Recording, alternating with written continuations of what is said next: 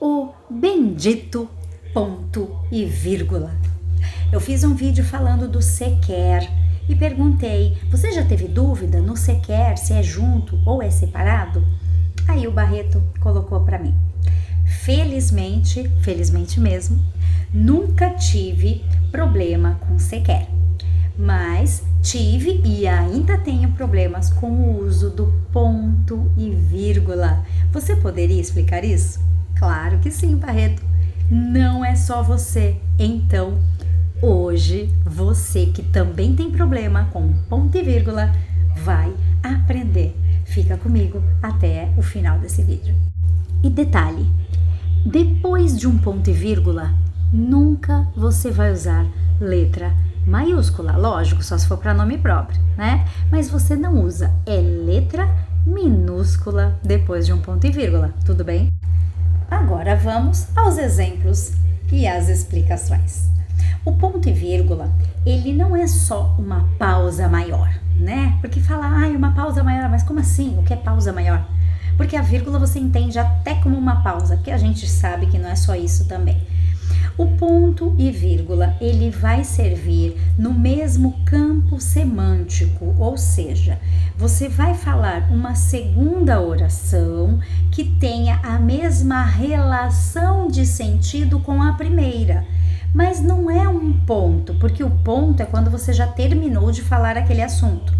Não é só uma vírgula, porque a vírgula é você indicando que tem como se fosse uma continuação do que você estava falando. Então, não é continuação, não acabou o assunto. Então, você vai dar uma nova informação diferente do que você estava falando, mas tem relação com o assunto, tá? Nesse exemplo, por exemplo, para chegar em tal lugar, caminhe reto até o final dessa rua.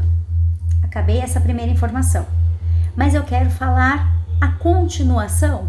Não, eu quero dar uma nova informação. Então, mesmo campo semântico. Aí eu vou falar assim: haverá uma placa escrito Petland. Vire onde está essa placa para a esquerda e você vai chegar ao seu destino. Nesta frase, então, eu tenho um ponto e vírgula, porque eu estou falando do mesmo assunto, né? Explicando como que eu vou chegar a algum lugar. Mas a primeira informação eu já tinha passado. Segue reta até o final da rua, ponto, e vire, ponto. A segunda oração, eu estou falando de uma placa que vai ter, tal. Então, a pessoa tem que virar naquela placa.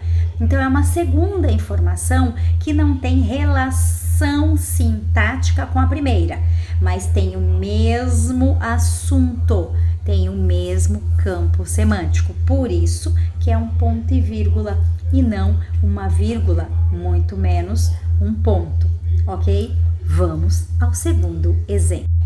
De repente eu preciso fazer uma lista e eu vou colocar uma coisa embaixo da outra. Então eu vou falar: preciso comprar para o Natal Chester, ponto e vírgula, assim, na linha de baixo. Panetone, na linha de baixo. Bebidas, na linha de baixo. Castanhas. Então, quando você for fazer uma enumeração em linhas diferentes, você vai usar ponto e vírgula. Terceiro exemplo. Ganhei 5 comentários nesse vídeo. Assim espero. Ponto e vírgula. Porém, 2 deles foram só cumprimentos, nada a ver com o vídeo. Aqui está separando as orações que são chamadas de coordenadas, ou seja, é uma oração que não precisa da outra para ter sentido completo. A primeira eu falo: ganhei 5 comentários no vídeo, deu para entender? A segunda oração eu falo assim: 3 comentários não tinha nada a ver com o vídeo. Também deu para entender, ela não tem uma relação sintática. Então, quando essas orações elas estão ligadas por conjunções, que nesse caso é o porém, ela vem com ponto e vírgula. E muito parecido com esse terceiro exemplo, vamos ao quarto. também falando de orações coordenadas. Só que são orações coordenadas que não vêm com conjunção. Só que elas não vêm com conjunção, eu não vou usar uma vírgula, eu vou usar o ponto e vírgula. Ou seja, eu posso falar a primeira oração, eu posso falar a segunda oração, sozinhas, isoladamente, mas eu juntei ali. Então, quando eu junto, eu tenho que mostrar que elas têm algum tipo de relação semântica. Então, se faz com um ponto e vírgula. Assim, ó, por exemplo, o vídeo está longo. A explicação completa. Entenderam?